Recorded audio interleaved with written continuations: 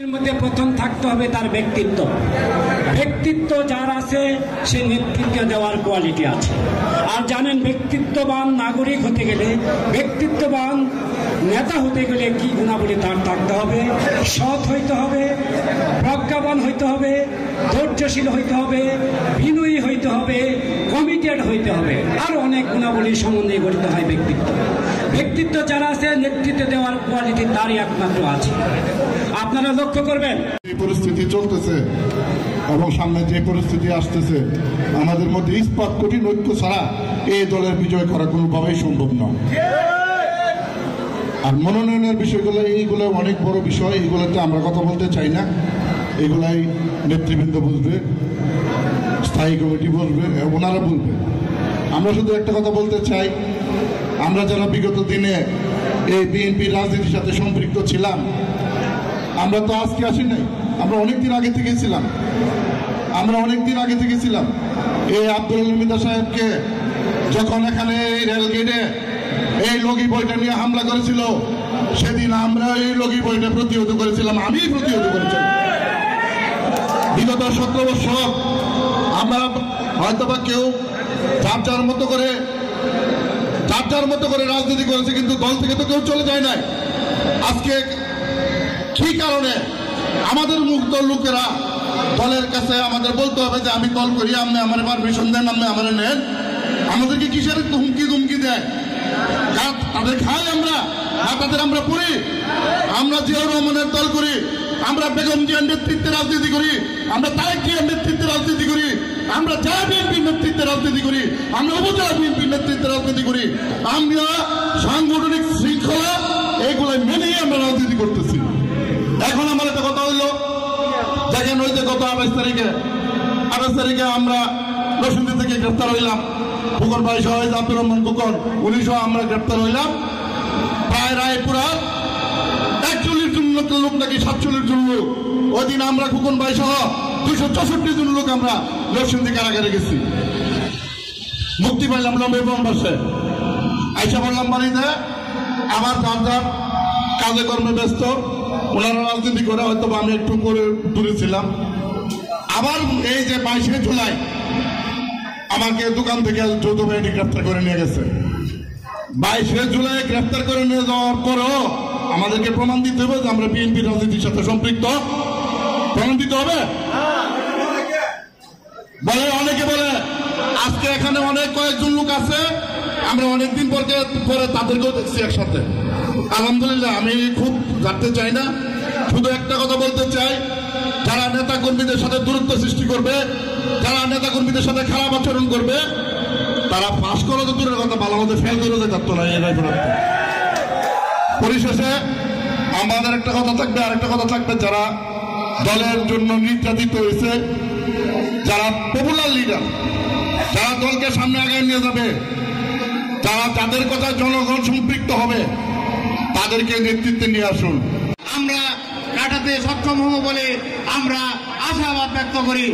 আমি আমাদের যে নেতৃবৃন্দ আছে, যারা এমপি নির্বাচন করবে, এই নমিনেশনের জন্য চেষ্টা করতেছে, আমি তাদের সবাইকে উদ্দেশ্য করে বলতে চাই, কে কি বললো সেটা মাথায় না নিয়ে আমরা যারা জনগণের নেতা কর্মীদের পক্ষে থেকে যারা দলকে ভালোবাসি, আমরা যেন চেষ্টা করে জনগণের যারা ভালোবাসা যোগ্য তাদেরকে যেন নমিনেশন আনতে পারে, সেই জন্য আমরা উপজেলা বিএনপি পরিবারের সবাই ঐক্যবদ্ধভাবে কাজ করতে হবে। সংগ্রামী ইউনিয়ন গর্বিত আজকে আমাদের এই রায়পুরা উপজেলা, এত বড় একটা উপজেলা, বাংলাদেশের সর্ববৃহৎ উপজেলা। এই উপজেলার এত বড় একটা অনুষ্ঠান আজকে আমাদের ইউনিয়নে, যারা আমাদের ইউনিয়নে উপজেলা নেতৃবৃন্দ, জেলা নেতৃবৃন্দ যারা আমাদেরকে সিলেক্ট করেছেন আমাদের ইউনিয়নে প্রোগ্রামের জন্য, তাদেরকে আমি আন্তরিকভাবে ধন্যবাদ। যারা দূর দূরান্ত থেকে পরিশ্রম করে এখানে এসেছেন, তাদেরকেও আন্তরিকভাবে ধন্যবাদ জানাচ্ছি। আসলে বক্তৃতা দেওয়ার মতো এখানে মন মানসিকতা আমারও নাই।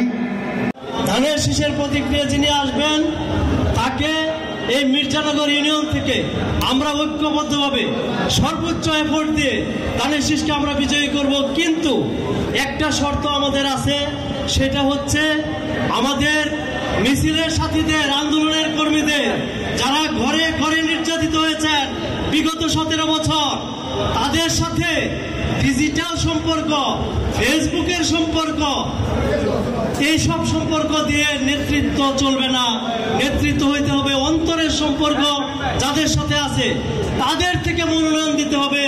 আমি উপজেলা বিএনপিকে অনুরোধ করব, আমরা উপজেলার পক্ষ থেকে, আমরা সকল 24 ইউনিয়নের পক্ষ থেকে আমরা কেন্দ্রীয় নেতৃবৃন্দের কাছে প্রয়োজনে একটা লিখিতভাবে আমরা এই মেসেজটা দিতে চাই, যেন আমাদের রাজপথের কর্মীদের অন্তরে যাদের বসবাস, সেই নেতাদের থেকে মনোনয়ন দিতে হবে। আমরা এমন কাউকে মনোনয়ন দিবেন যে আমাদের চিনবে না, আমরা সেই নেতাকে আমরা চাই না। আমরা চাই আমাদের দুর্দিনের যারা ত্যাগী নেতা, যারা আমাদের কর্মীদেরকে মূল্যায়ন করবে, সেই নেতাদেরকে যেন মনোনয়ন দেওয়া হয়। আমরা সর্বোচ্চ মির্জানগর ইউনিয়ন থেকে ঐক্যবদ্ধভাবে আমরা ধানের শীষকে আগামী দিনে বিজয়ী করব। আমি এই মঞ্চের সকলকে আমি বিনীতভাবে অনুরোধ করব, আপনারা ঐক্যবদ্ধ থাকবেন। সব ভাই ঐক্যবদ্ধ থাকলে রায়পুরার পুনরুদ্ধার সম্ভব।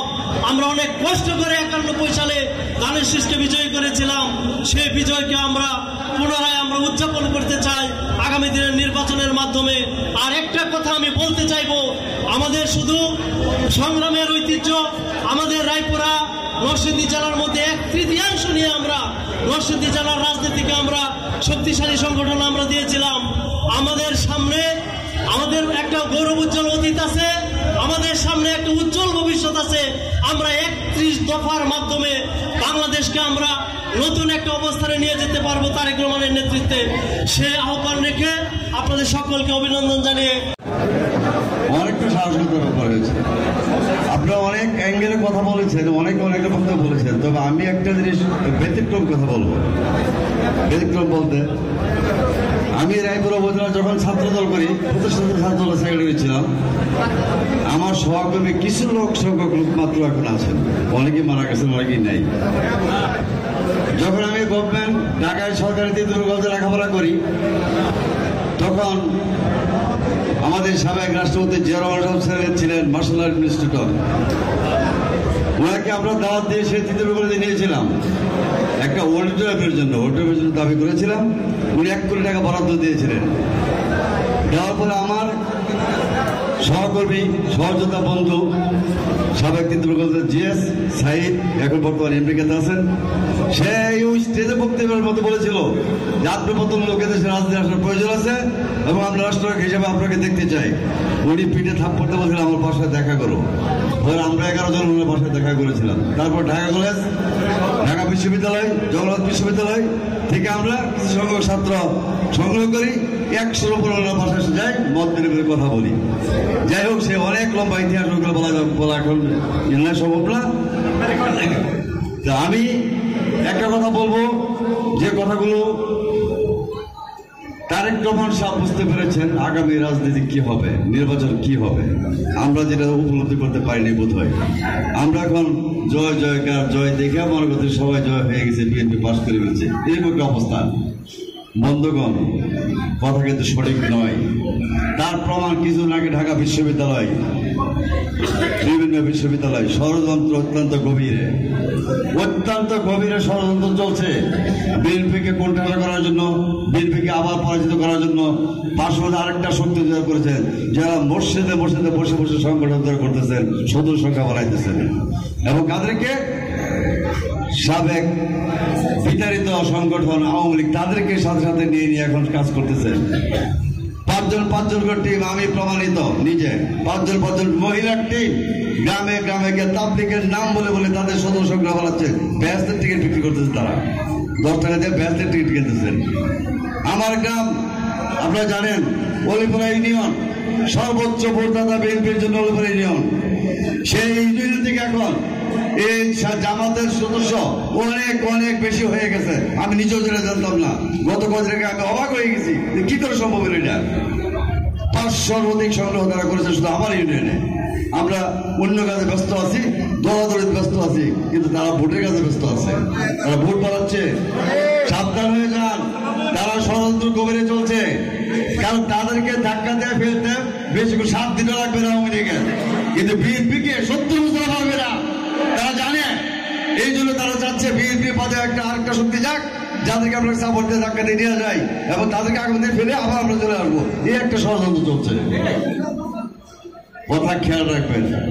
এখন অনেক বন্ধু আছে আওয়ামী লীগ ভাইয়েরা, আমার বন্ধু আত্মীয় স্বজন এসে আরেকটা এখানে নেতৃত্বের কাছে একটা করে কথা বলি না বলি নয়, আমার দুঃখজনক সত্য। কিছু বিএনপির নেতৃবর্গ আছি আওয়ামী লীগের আত্মীয় হয়ে গেছে। থানা থেকে আওয়ামী লীগ আত্মীয়, দরবার করে আমার দুলাভাই লাগে, বঞ্জামাই লাগে। এরা কোন কারণে বলে আমরা সেটাও জানি, এরা কারা এটাও জানি। ভাইয়েরা দয়া করে কাজটা বন্ধ করেন। আপনাদের দুলাভাই বানায়েন না, আমরা সারা হয়ে থাকতে পারি নাই, আর আপনারা এখন দুলাভাই বানায়েন না। তাদেরকে বানাতে কি জন্য বানান সেটাও জানি। ওইগুলো একটু পরিহার করেন। যারা থানা করে নেতৃত্ব আছেন, দয়া করে আপনারা এগুলো ব্যাপারগুলোকে দেখবেন।